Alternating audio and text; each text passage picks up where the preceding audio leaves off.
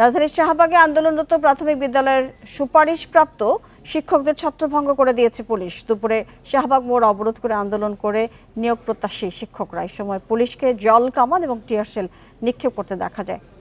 আন্দোলনকারীদের অভিযোগ, তাদের নিয়োগ বাতিল করে যে রায় দেওয়া হয়েছে সেটি বৈষম্যমূলক। বর্তমান সরকারই তাদের নিয়োগের সুপারিশ করে আবার তা বাতিল করেছে।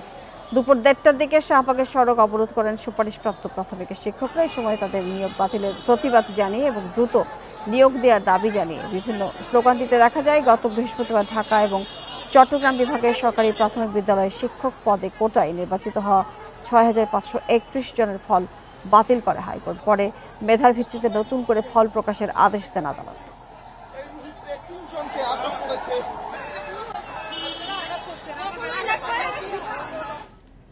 রাজধানীর শাহবাগে আন্দোলন করেছেন এনটিআরসি নিবন্ধিত নিয়োগ প্রত্যাশী এবং সুপারিশপ্রাপ্ত প্রাথমিকের শিক্ষকরা। এই বিষয়ে আরও জানাতে রাজধানীর শাহবাগ থেকে যোগ দিচ্ছে সহকর্মী নাহিদ কামাল।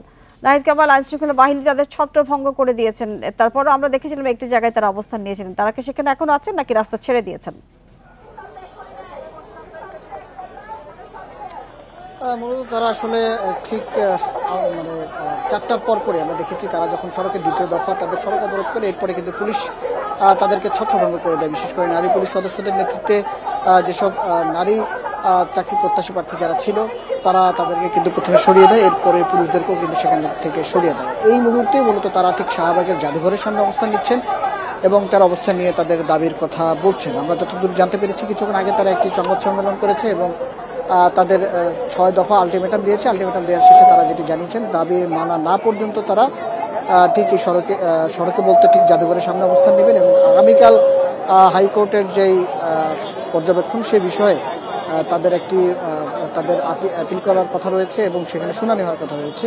সেই শুনানির পর্যন্ত তাদের এই অবস্থান কর্মসূচি চলবে এমনটা আমাদেরকে জানিয়েছেন। এই মুহূর্তে তারা এখানে যারা আছেন তারা বারবারই বলছেন আজকে ঠিক 12টার দিকে যখন তারা এখানে শাহবাগে অবস্থান নেয়, এরপরে তারা সড়ক অবরোধ করে একটু কিন্তু যান চলাচল বন্ধ হয়ে যায়। ঠিক তখনই পুলিশের পক্ষ থেকে কিন্তু জলকামান এবং টিয়ার শেল দিয়ে তাদেরকে ছত্রভঙ্গ করে দেওয়ার চেষ্টা করা হয় এবং বেশ কয়েকজনকে কিন্তু আটকও করা হয়েছে। আটককৃতদের এই মুহূর্তে শাহবাগ থানায় অনেকে নিয়ে যাওয়া হয়েছে।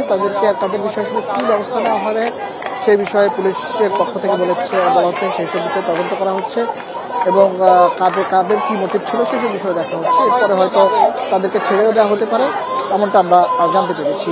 এই মুহূর্তে যারা এখানে আছেন তারা বলছেন অনেকেই যেহেতু তৃতীয় ধাপে প্রাথমিক চূড়ান্ত সুপারিশপত্র করা হয়েছিলেন এবং যেহেতু নিয়োগ যেহেতু যোগদানের আগে তাদের এমন পরিস্থিতি, সেই ক্ষেত্রে তাদের যেটি পোহাতে হচ্ছে, অনেকের চাকরি ছেড়ে দিয়েছেন এবং